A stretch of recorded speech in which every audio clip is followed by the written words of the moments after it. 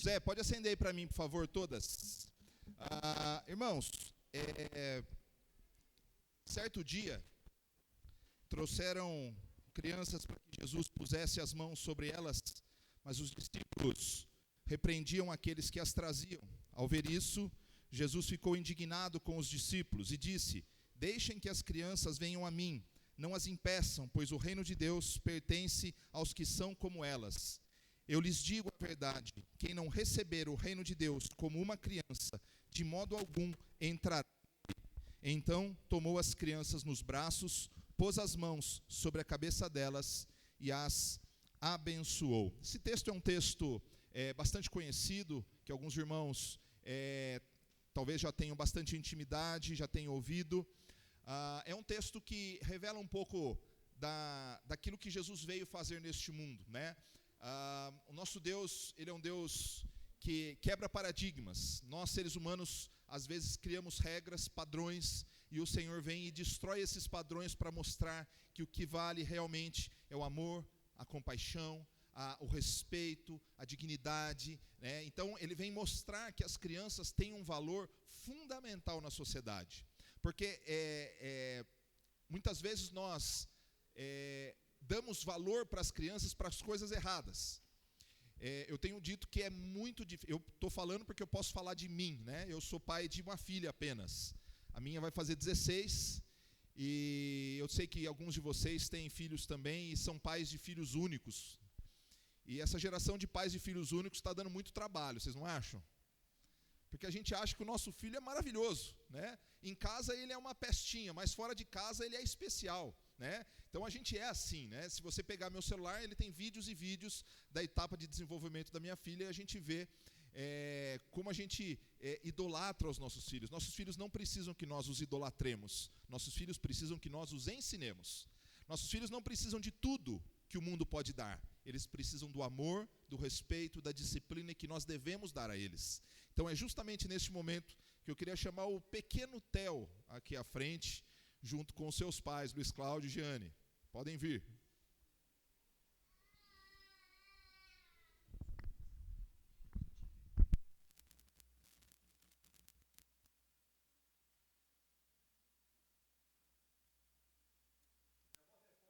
Estão ligando aí? Já funcionou? Irmãos, quem não conhece, alguém não conhece? Eu não conhecia, né? Mas Luiz Cláudio é primo da Gorete, Giane e sua esposa, e eles moram em São Paulo e não fazem parte de nenhuma igreja por enquanto, né? Eles têm procurado encontrar o caminho do Senhor de uma maneira muito particular, e graças a Deus porque eles estão buscando isso. E Theozinho nasceu há 1 ano e 5 meses, mais ou menos, né?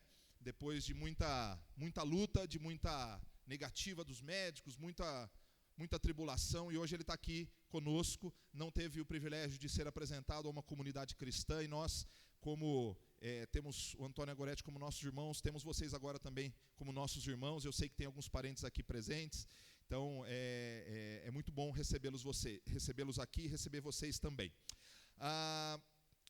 Como eu disse há pouco para vocês, quando a gente traz uma criança diante da comunidade, nós não estamos aqui fazendo uma substituição ao batismo, que algumas igrejas cristãs praticam, católicas e evangélicas. Nós não estamos fazendo aqui nenhuma aliança da criança com Deus para que elas não morram pagãs, né? Esse não é o intuito. Quando nós trazemos uma criança diante da congregação, nós estamos, primeira coisa, pedindo a Deus que as abençoe, que derrame sobre ela toda sorte de bênçãos espirituais, que cuide dela, que a abençoe nos seus caminhos. Mas, num segundo momento, nós também estamos trazendo os pais aqui à frente, para que eles assumam uma responsabilidade. Porque o objetivo de nós trazermos vocês aqui é que vocês assumam diante de Deus e da igreja uma responsabilidade com o ensino do Theo nos caminhos do Senhor. Então, eu preciso fazer algumas perguntas para vocês. Então, primeiramente, vocês se comprometem diante de Deus e diante dessa igreja a criar o Theo nos caminhos do Senhor? Sim, então tá bom. Vocês se comprometem a serem exemplo de conduta de um homem cristão, de uma mulher cristã, para que ele veja em vocês o padrão de Deus das Escrituras revelados na vida de vocês? Sim. O Antônio fez uma brincadeira, falou, pastor, não pergunta se ele vai ensinar o Telzinho nos caminhos do Flamengo que ele vai, né? Então, eu pulei essa parte, senão eu não ia poder aprovar essa apresentação, né? Além disso, tem uma pergunta que vai ser muito importante para vocês e também para a vida dele. Vocês se comprometem a criar o Theo dentro de uma comunidade cristã? Porque isso é fundamental. Porque nós estamos dentro de uma sociedade que impacta muito as nossas vidas. E principalmente das nossas crianças. Tem crianças, irmãos, que não veem a hora de saírem da aba, da barra da saia da mãe e debaixo do cuidado do pai, para nunca mais pisar numa igreja cristã. Eles criaram ódio para com a comunidade. Isso não é bom. Por quê? Porque não somente o exemplo dentro da casa de vocês é importante, mas também um exemplo comunitário, de estarem convivendo, não com pessoas perfeitas, mas com pessoas que estão em busca de serem mais parecidas com Jesus e vão errar no meio do caminho. Então vocês se comprometem a criá-lo dentro de uma comunidade cristã? Sim, amém. Então tá bom. Eu deixei eles à vontade, caso vocês vão chamar algum parente aqui à frente, então pode chamar quem você combinou. A Gorete, o Tonho que vem aqui. Eu sei que ia sair metade da igreja para vir, então vem só 2 para representar.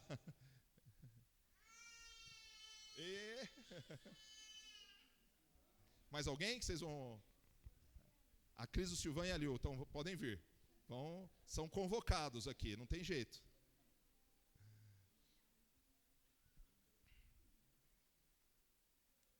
E o restante fica tudo tirando foto. Vai com a mamãe.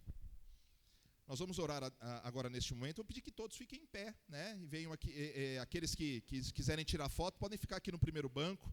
Nós vamos estender as nossas mãos, vamos orar pela vida do Theo, pelo milagre de Deus, e que o Senhor esteja conduzindo os seus caminhos. Vamos lá? Pai, nós te louvamos e te agradecemos por este momento. Nós clamamos ao Senhor que esteja neste momento derramando sobre a vida dele toda a sorte de bênçãos espirituais. Esteja tomando nos teus braços, conduzindo o seu crescimento, não somente físico, mas emocional e espiritual.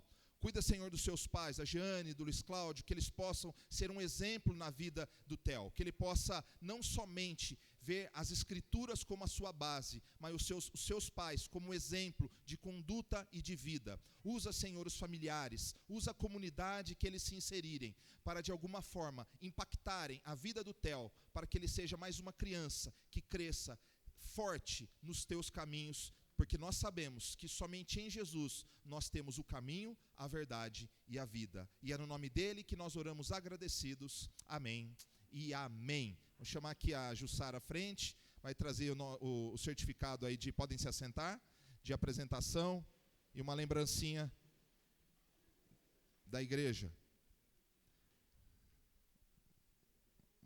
Uma lembrança e o certificado. Agora, se puder, Luiz Cláudio, segura o certificado olhando para frente assim, e aí o nosso fotógrafo oficial aqui vai tirar uma foto da família.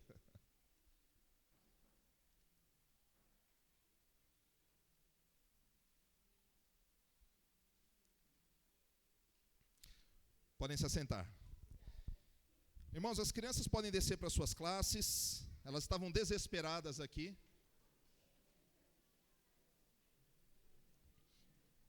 Agora eu vou fazer um convite para vocês.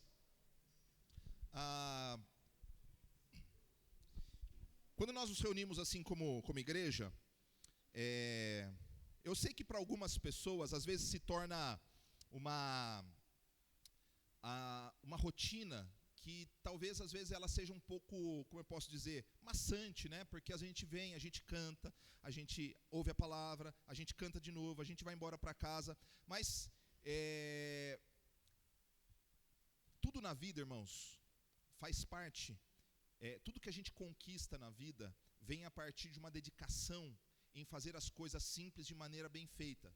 Muitas vezes nós estamos investindo um tempo para estarmos aqui e não estamos colocando em prática aquilo que nós ouvimos. Aí o que acontece? Aí nós entramos numa rotina religiosa que é vazia. Se nós repetimos os mesmos rituais e encaramos esses rituais como coisas vazias, então, de fato, as questões que nós levamos para a nossa casa não têm sentido algum. Quando nós nos reunimos como igreja para ouvirmos a palavra do Senhor, nós estamos nos colocando diante da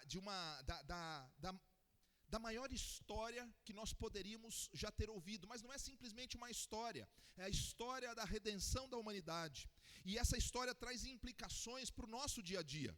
E aí na semana passada nós começamos a série de estudos Contagem Regressiva. Pode voltar, Jimmy. Contagem Regressiva. Usei mais ou menos a imagem de uma queimada para a gente fazer referência ao que está acontecendo ali na Amazônia, né? E que muitas vezes a gente está vendo um diálogo da Europa, do Brasil, das ONGs, das ideologias daqui e dali, tentando resolver o problema no discurso. Quando está pegando fogo, o que a gente tem que fazer é arregaçar as mangas e apagar o fogo. Vocês perceberam que muitas vezes tem muita gente debatendo sobre coisas a respeito das queimadas, mas a gente não está vendo essas pessoas com as ações necessárias para que elas sejam realmente solucionadas, os problemas sejam solucionados. E é assim mais ou menos na nossa vida. Sabe por quê? Porque nós vivemos uma vida muitas vezes entristecidos, insatisfeitos, angustiados, mas nós continuamos lançando as mesmas sementes na terra. Nós continuamos fazendo as mesmas coisas, repetindo as mesmas práticas, e nós queremos resultados diferentes. Irmãos, o tempo se aproxima. Semana passada eu contei a história do pastor Alexandre, amigo meu, da Nazareno, que começou o trabalho evangelístico comigo na universidade, e aí nós começamos aquele trabalho em 1996 para 97, e aí semana passada ele faleceu com 45 anos, e a gente viu que a vida passa rapidamente. Para alguns, 45 anos, para outros 15, para outros 30, como o filho do Cafu, para outros 93, como nossa irmã Ermelinda, que muitos aqui não conheceram. Talvez a maioria aqui não conheceu a irmã Ermelinda, mas ela foi membro da nossa igreja e esteve aqui conosco durante um tempo, a vozinha, um bom tempo, e ela faleceu nessa semana, aos 93 anos. Irmãos, nós precisamos o quanto antes definirmos o que de fato é importante na nossa vida, bem como as coisas que são urgentes e importantes. Precisamos investir o maior tempo possível para organizar a nossa vida e vivermos a partir destas coisas importantes. Ao nos planejarmos, irmãos, e nos organizarmos, nós precisamos que a nossa vida esteja pautada naquilo que é essencial. Irmãos, o tempo será generoso conosco quando de fato nós priorizarmos aquilo que de fato tem valor. Irmãos, nós não podemos mais gastar o nosso tempo, que é precioso, fazendo coisas que não são importantes. Quando nós priorizamos as coisas certas, nós encontramos tempo até mesmo para as coisas que não são nem urgentes nem importantes, mas é necessário que nós façamos escolhas. E na semana passada nós falamos sobre a necessidade urgente e importante de experimentarmos o perdão como algo fundamental. Eu falei na semana passada e eu queria repetir para vocês: o perdão está para a vida cristã, assim como a luz e o calor estão para o sol. Veja só, não há como nós falarmos de vida cristã, de sermos cristãos, se nós não experimentarmos o perdão e não liberarmos o perdão, se a prática do perdão não for algo real nas nossas vidas. Sabe por quê, irmãos? Porque como cristãos, a base da nossa vida, ela é o perdão de Deus para conosco. Se nós não entendemos esse perdão, e se nós não vivenciarmos o perdão como uma prática constante da nossa vida, talvez nós estejamos vivendo um cristianismo puramente ritualístico, puramente filosófico, mas a vida com Deus, ela precisa estar inserida no contexto do perdão o tempo todo. Nós vimos na semana passada que o perdão do Senhor nos fez livres para toda a vida e toda a eternidade. Sendo assim, não há limites para perdoarmos as pessoas. Nós usamos o texto de Colossenses capítulo 3, versos 12 e 13, que fala justamente isso. Irmãos, nós somos perdoados por Deus, e esse perdão de Deus para conosco foi para com os nossos pecados do passado, do presente e do futuro. Por isso não há limites para perdoarmos as pessoas. Nós precisamos aprender a lidar com a imperfeição dos outros, a olharmos para as nossas próprias imperfeições sem comparações. Eu dei um exemplo na semana passada, porque se você pegar um copo muito sujo de água e um copo muito limpo, mas você souber que aquela água que é limpa está repleta de coliformes fecais, por exemplo, você vai beber aquela água? Você vai beber? Ah, mas eu não estou vendo. Irmãos, um pouco de impureza ou muita impureza é impureza para Deus. Não importa que você seja um cristão que já tirou a aparência do pecado, eu não faço isso, não faço aquilo, mas irmãos, todos nós estamos separados de Deus. E não podemos fazer comparações, porque na corrida, na jornada da fé, todos nós estamos em algum momento, e outros estão começando, outros demoram um pouco mais, não podemos fazer essas comparações. Simplesmente nós temos que aceitar que as pessoas são diferentes, não nos conformarmos com o pecado, mas aprendermos a perdoar e a inspirar as pessoas a andarem diferente. Perdão tem a ver com arcar com o ônus da ofensa, presta atenção. Quando o Senhor carregou sobre si os nossos pecados, Ele estava arcando com as dores desses pecados, com as consequências desses pecados, e muitas vezes nós achamos que perdoar é simplesmente sentir. E perdão não é sentimento, é uma decisão de arcar com a dor. Você arca com a dor, mas não se vinga. Você arca com a dor, mas não age para tentar retribuir ao seu ofensor algo que ele fez para com você. Então, arcar com o ônus da ofensa e eximir o transgressor da punição. Jesus tomou para si as dores do nosso pecado e nos livrou da condenação eterna. Irmãos, não podemos perder tempo. Talvez haja alguma pessoa hoje que precisa do seu perdão. E você precisa liberar esse perdão o quanto antes. Talvez haja uma pessoa hoje que precisa que você peça esse perdão. Então tome a decisão, faça aquilo que estiver ao seu alcance. O mundo está em chamas, as pessoas estão se odiando, as suas almas estão atribuladas, e a igreja tem que ser a voz de Deus neste mundo. Nós somos porta-vozes do perdão de Deus onde quer que nós estejamos, e demonstramos isso com atitudes de compaixão para com as pessoas. Agora eu convido você a abrir Colossenses capítulo de número 4. Colossenses capítulo de número 4.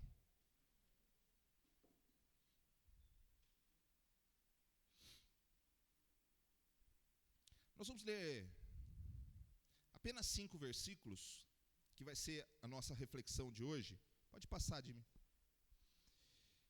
Colossenses 4, versos 2 a 6.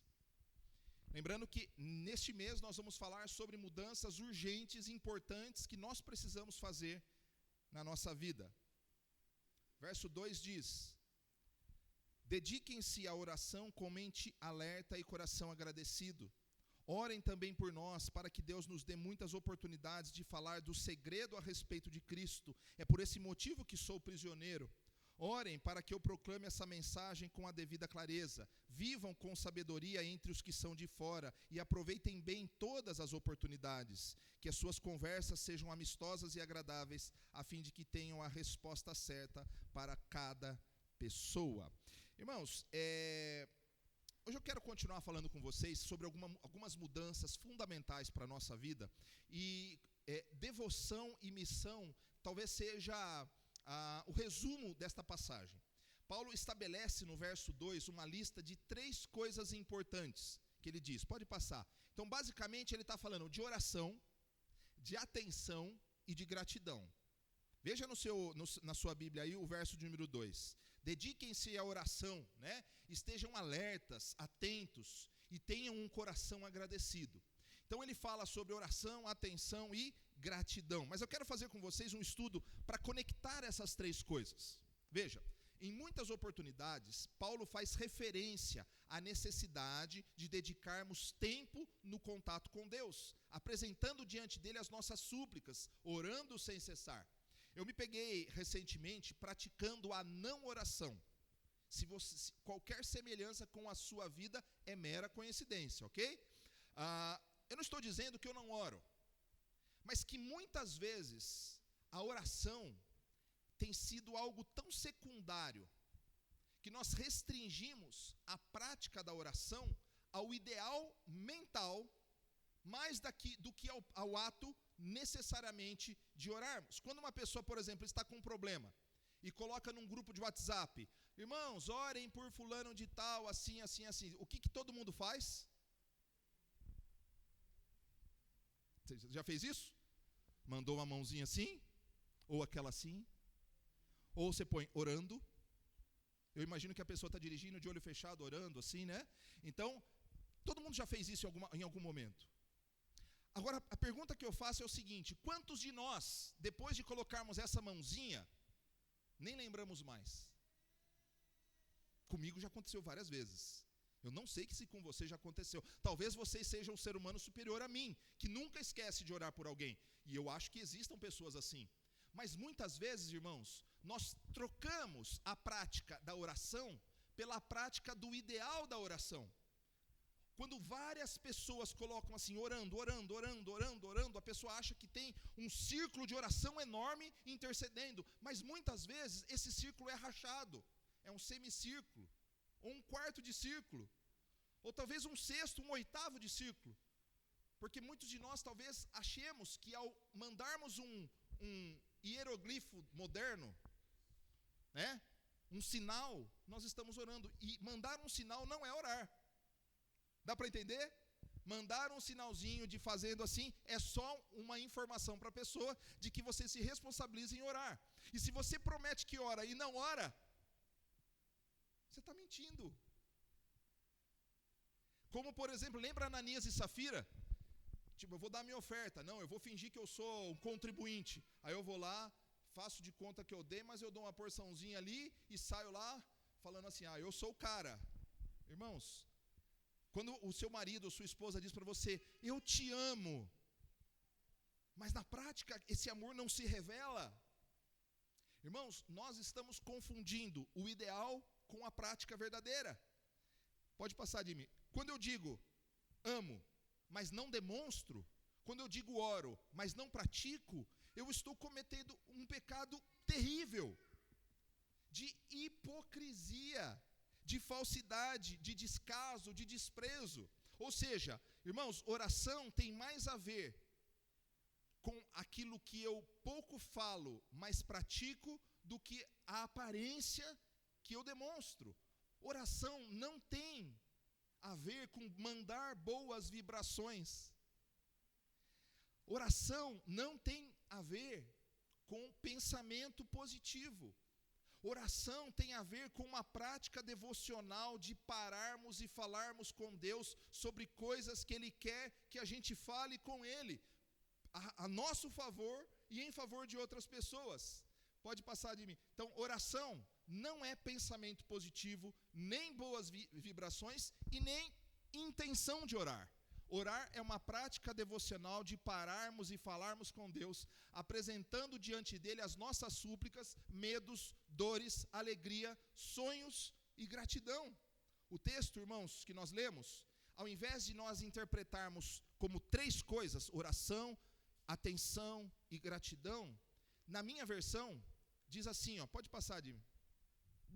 Na nova versão transformadora diz: dediquem-se à oração, com mente alerta e coração agradecido.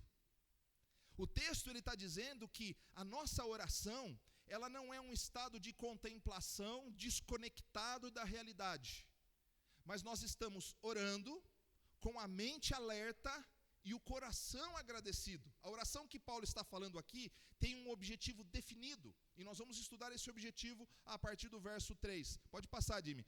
Mente alerta para o cumprimento da missão.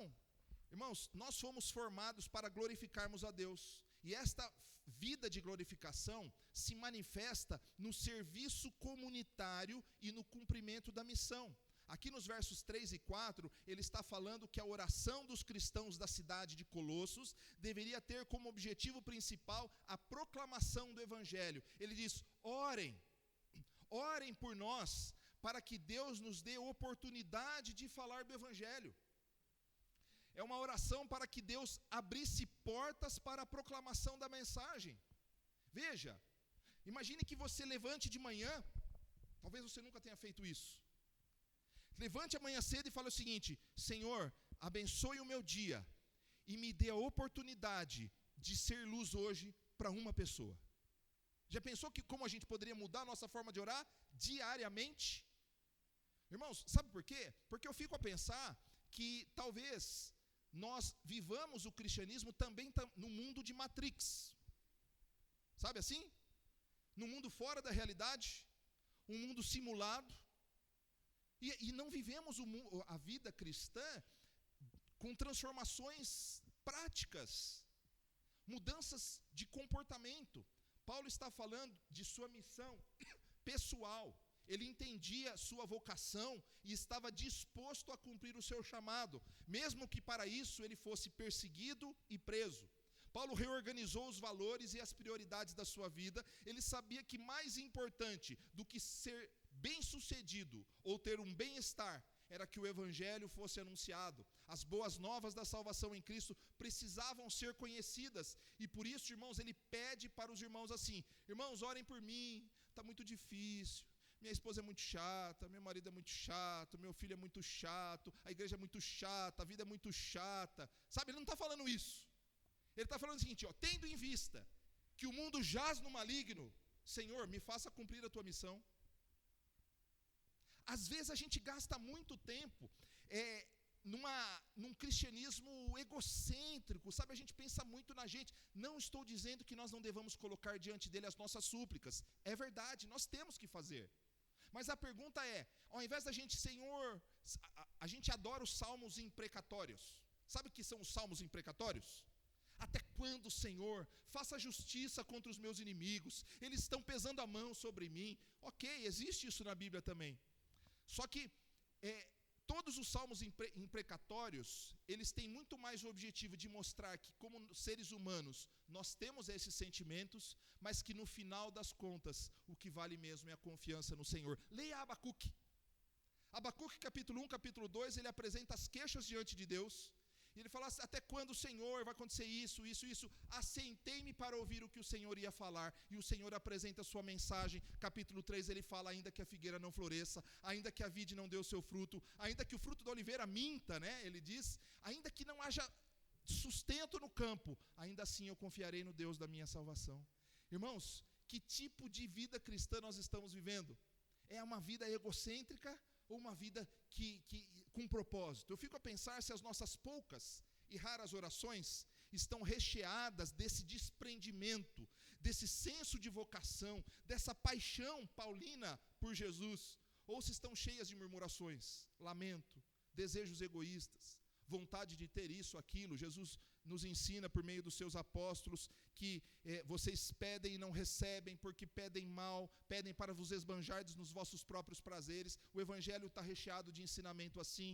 A oração do Pai Nosso é um exemplo. Você vai para Paulo, é assim que a gente aprende. Então a Bíblia está recheada disso. Talvez o nosso pedido amanhã cedo seja: Senhor, muda o meu coração. Já parou para pensar assim? Se todos os dias, irmãos, aconteceu uma situação essa semana, eu vou falar coisa assim para vocês. Eu estava precisando preparar o estudo, e já estava tudo assim organizado, há 2 semanas o tema de hoje. E eu estava com o coração atribulado. E eu falei para vocês que eu demoro em torno de 30 horas para preparar um estudo. Em torno de 3 dias, mais ou menos, somando orar, pesquisar, analisar, meditar, digitar, redigitar, preparar os slides, tudo isso dá mais ou menos em torno de 30 horas, em média. E aí quando a gente para pensar, vai chegando o final de semana, o coração atribulado, muita coisa para fazer, e eu fiz um teste com Deus. E vocês sabem que eu não sou de fazer drama, fazer graça, ou de fazer propaganda de mim, por isso que eu estou falando do Senhor. Eu cheguei na quinta-feira e eu estava com o coração assim angustiado. De manhã eu falei com o Senhor: Senhor, muda meu coração. Muda meu coração, que as palavras fluam dentro do meu coração. Irmãos, pode parecer brincadeira o que eu vou falar para vocês, e eu não sou exagerado, mas em 4 horas, eu consegui terminar o estudo que eu tinha programado, e eu coloquei diante de Deus uma oração de gratidão, falando: Senhor, obrigado, não porque eu consegui terminar, mas porque o Senhor mostrou para mim que tu és fiel. Às vezes, nós falamos da fidelidade de Deus, mas nós não vivemos, não experimentamos a vontade de Deus. Às vezes, nós falamos que oramos, mas não oramos. Às vezes nós achamos que é mais fácil tomarmos o controle das nossas vidas, ao invés de entregar as rédeas da nossa vida nas mãos do Senhor, para que Ele conduza. Talvez a oração amanhã cedo seja: Senhor, muda o meu coração e usa a minha vida. Sabe por quê? Porque Paulo não fala somente dele. Veja, Paulo está falando para que as pessoas orassem por ele, para que ele cumprisse a vocação. Mas aí no verso 5 ele diz: vivam com sabedoria entre os que são de fora e aproveitem bem todas as oportunidades. O que ele está falando, e ele fala que a sua palavra seja temperada com sal, que as suas conversas sejam amistosas e agradáveis, a fim de que tenham resposta para dar às pessoas que não conhecem a Cristo. Ele está dizendo que a vocação dele era uma vocação que transbordava para toda a igreja. Todos nós temos a responsabilidade de estarmos orando com a mente alerta e o coração agradecido para cumprirmos a nossa vocação. Todos nós. É claro, então pode passar de mim. Então, não somente orar pelas pessoas. Eu vou orar pelo pastor. Eu vou orar pelo pastor para que o pastor... ok, ora pelo pastor, ora muito pelo pastor, pelos pastores da igreja. Mas ora por você também, para que Deus abra o seu coração. Vocês gostam desse bichinho aqui ou não? Como que é o nome dele? Suricato. Vocês já foram no aquário de São Paulo? É engraçado falar assim, vai ver um suricato no aquário. Mas é exatamente isso. Você vai no aquário, você vê um monte de animais, né, aquáticos. E a hora que você entra quase que numa savana africana lá, você tem lá pelo menos, acho que uns 400 desse aqui, ó. Eles são uma graça. Sabe por que eu coloquei o suricato aqui? Porque parece que eles estão sempre alertas. Vocês já pararam para pensar como que eles são? Tuf.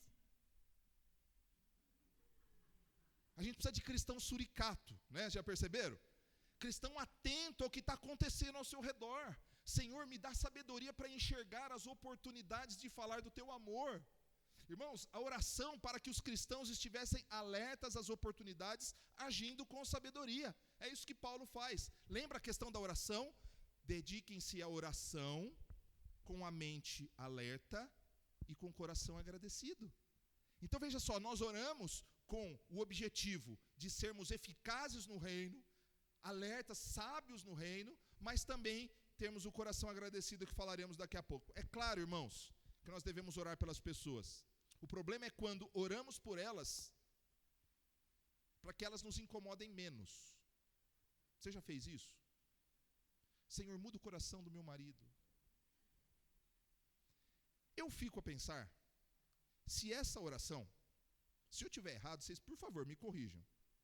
Não agora, depois. Eu fico a pensar, quantos muitas vezes oram pelo seu marido, pela sua esposa, pelo seu filho, mas o objetivo final da oração, vou falar bem baixinho para vocês não se escandalizarem, tá bom? É para que as pessoas parem de encher a nossa paciência, encher o nosso... Vocês sabem o que eu vou falar. Sabe, às vezes a gente ora para que a pessoa mude, para que ela não nos encha. Talvez a gente tenha que fazer um upgrade na nossa oração. A gente tem que amar as pessoas, a ponto de orar por elas, não para que elas parem de nos encher, mas para que Deus mude o coração delas, para que elas sejam uma bênção. São coisas diferentes. Ao invés de você orar para aquela pessoa parar de encher sua paciência, você ora para que o Senhor mude o coração dela, mas para que ela seja uma bênção. Parece que é a mesma coisa, mas não é. Uma é uma oração egoísta, que pensa só em mim, porque se ela mudar, a minha vida está em paz. Mas a outra é, eu vou orar por essa pessoa, para que Deus mude o coração dela, para que ela encontre paz no seu coração. São formas diferentes. Paulo fala que eles deveriam orar com a mente alerta, para que Deus concedesse sabedoria, para que eles enxergassem as oportunidades. Irmãos, nós vimos recentemente que Deus está em missão no mundo. Nós falamos aqui, Deus está em missão. Então, o que eu quero falar para você é o seguinte, que não existe vida cristã se nós não entendermos essa missão de Deus e nos apegarmos a ela como sendo a nossa própria missão.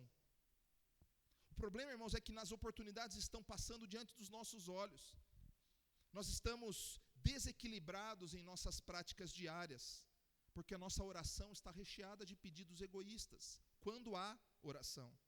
Acabamos nos reunindo semana após semana, e quando nós nos reunimos, parece que é apenas para manter um certo grau de contato uns com os outros, não edificando uns aos outros, não cumprindo a missão.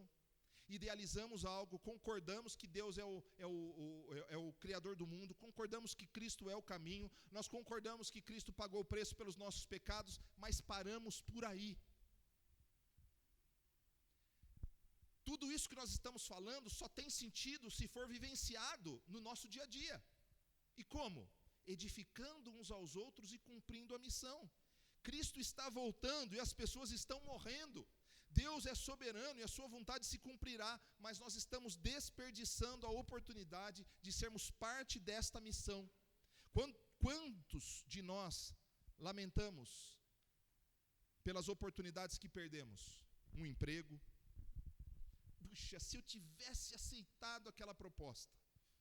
Um estudo, que coisa, eu fui fazer esse curso, eu deveria ter feito aquele. Se eu tivesse feito, minha vida estaria diferente. Um relacionamento, deixei passar aquele gatinho, aquela gatinha. Às vezes a gente se lamenta por coisas que nós não tivemos.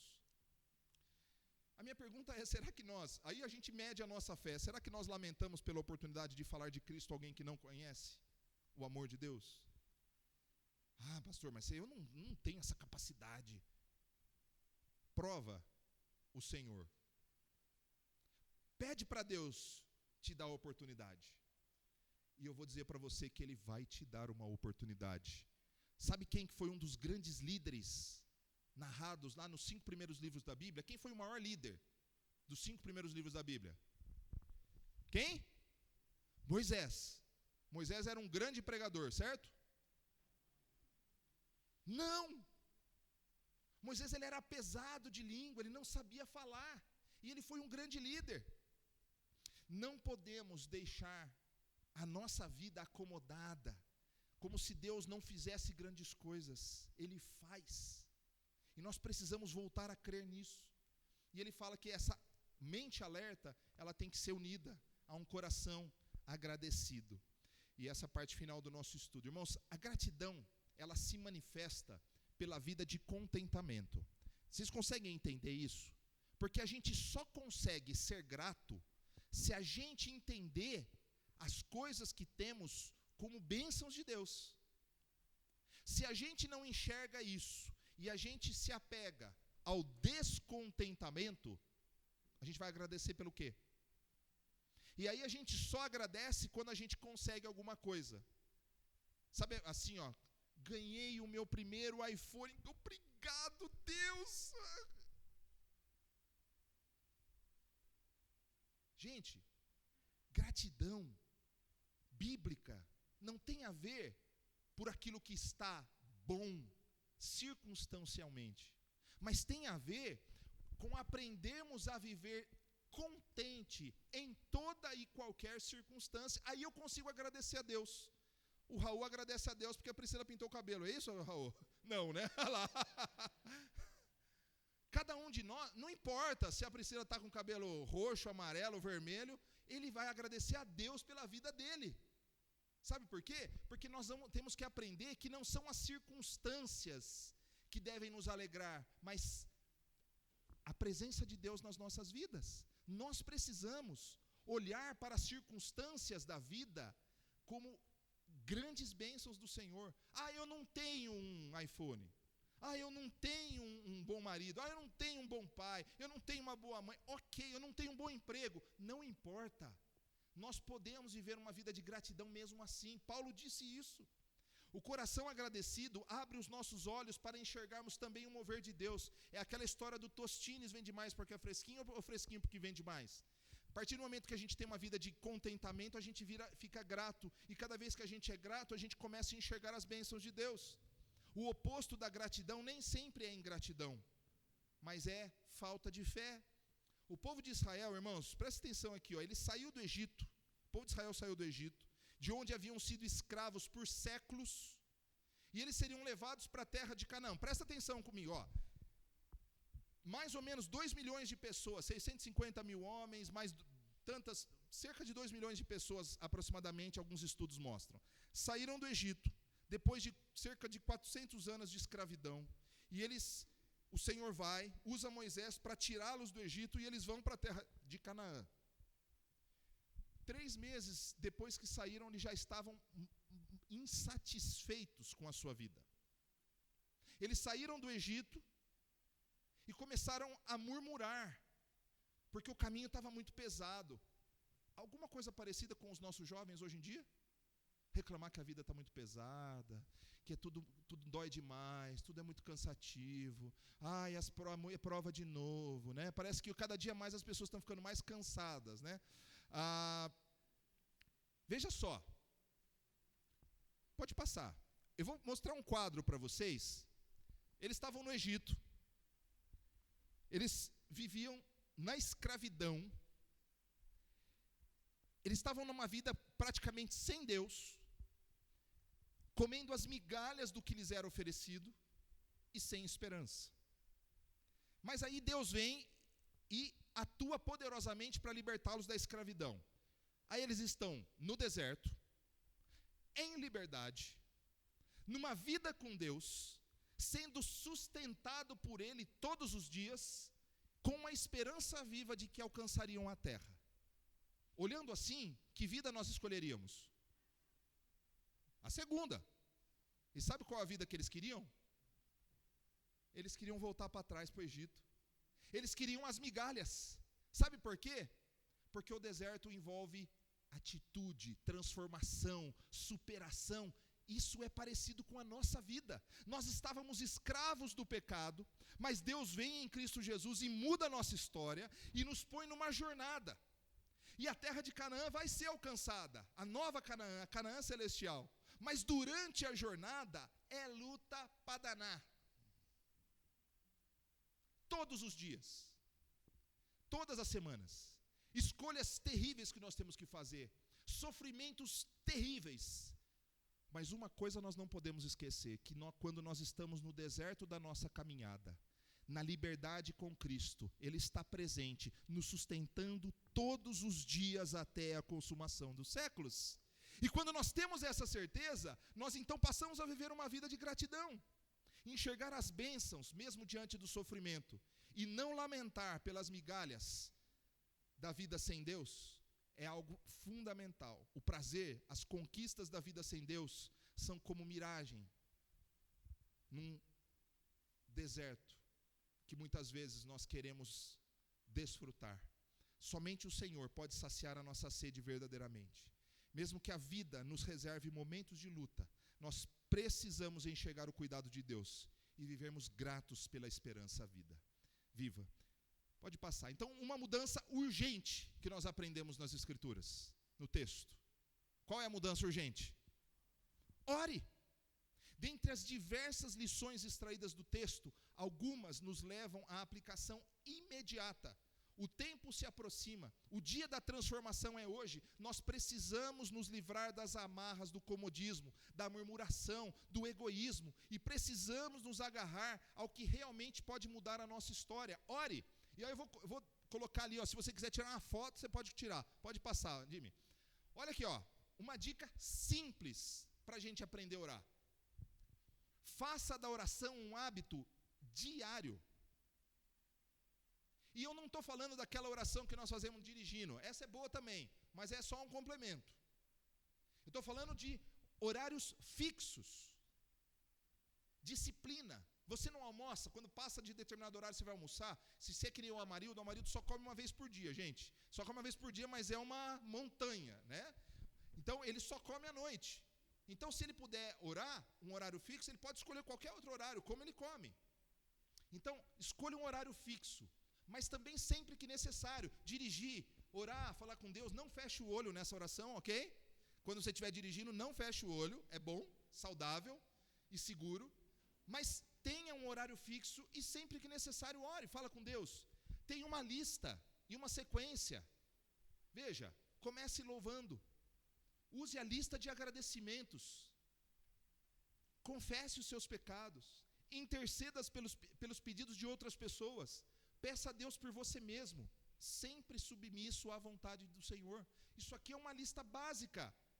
Ah, mas eu quero algo mais. Irmãos, não tem algo mais. Dentro disso, nós vamos ter as experiências com Deus. A intimidade, a alegria, o transbordar. Exalte a Deus pelo que Ele é. Agradeça por tudo, numa vida de contentamento. Confesse seus pecados. Presta aqui atenção, ó. Confesse seus pecados verbalmente, um a um. Senhor, perdoa os meus pecados. É assim, Senhor, perdoa porque eu fui estúpido com meu marido, com minha esposa, com a minha filha, com meu tio, com a minha mãe, com meu irmão, assim. Perdoa porque eu fiz isso, aquilo, e me perdoa até daqueles que eu não me lembro. É assim que a gente confessa os nossos pecados. Interceda pelos pedidos das pessoas. Esquece aquilo ali, ó. Essa mãozinha aqui é boa. Só para informar a pessoa que você vai orar por ela. Mas não ache que quando você põe a mãozinha você orou, tá? Parece uma coisa simples de dizer, mas na prática é isso que a gente muitas vezes faz. Peça a Deus por você mesmo e seja submisso à vontade de Deus. E aí, isso aí tem a ver com o que Ele nos ensina, mas tem também outra atitude prática: cumpra a missão. Cumpra a missão. Irmãos, ó, isso aqui a gente aprendeu na nossa última assembleia aqui, e eu fiz uma imagenzinha aí para mostrar para vocês como que tem que ser, como tem que a nossa vida tem que caminhar. Nós nascemos para glorificar a Deus. E nós glorificamos a Deus quando nós edificamos o corpo de Cristo, a igreja, usamos os nossos dons, talentos para edificar.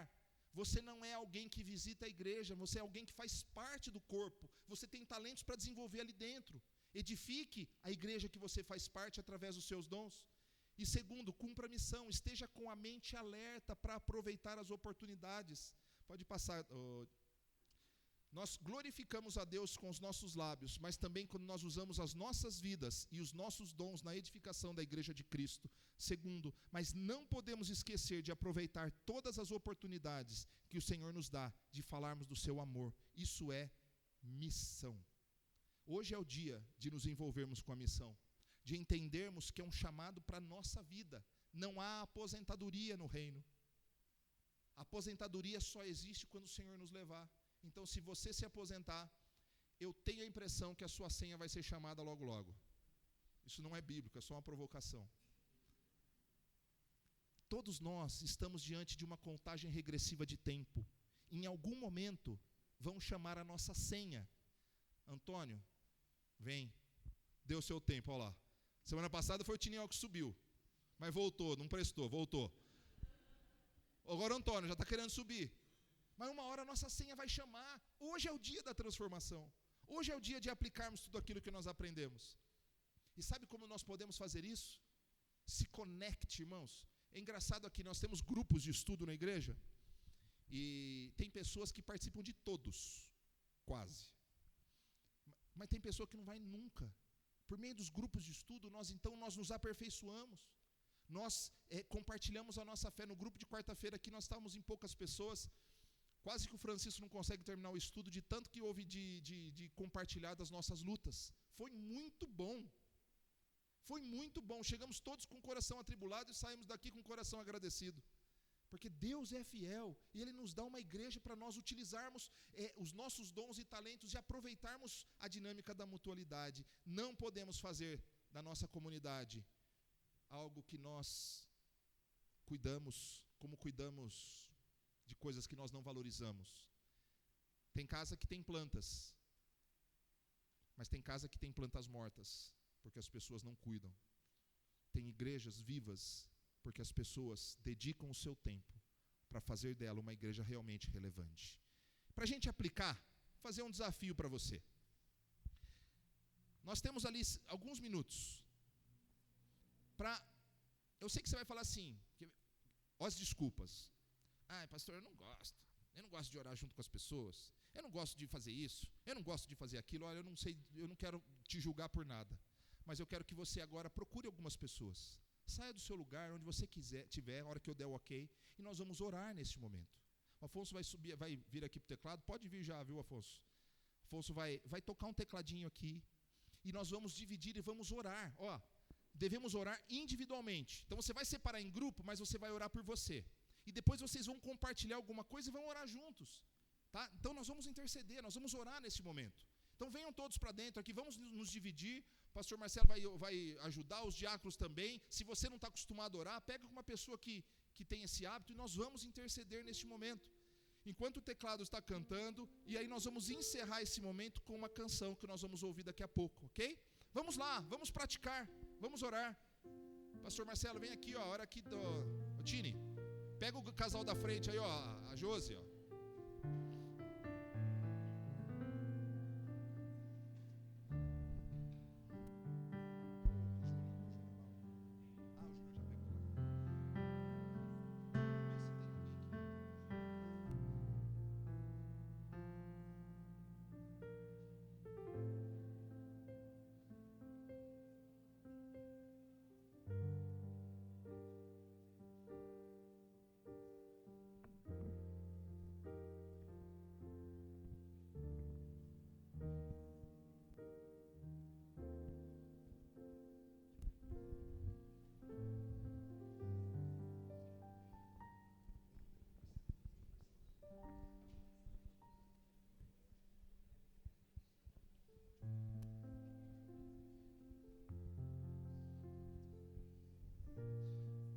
Pede para o Senhor mudar o seu coração.